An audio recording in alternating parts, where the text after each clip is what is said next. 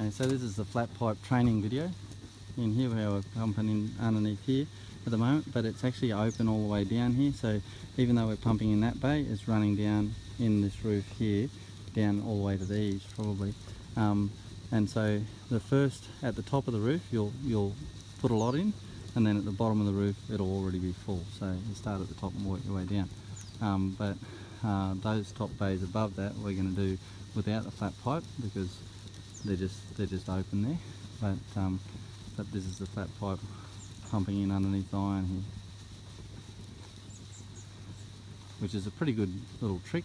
We'll put it through the sisal and through under the bays and saves it lifting all the roof. Hear that? It's blocked up. Right? And when it blocks a bit, we just pull it back into the next bay, right? And start filling the next bay. So that's how we can do raked roofs without having to lift the whole roof. And that's starting to bulk again now. That one's full.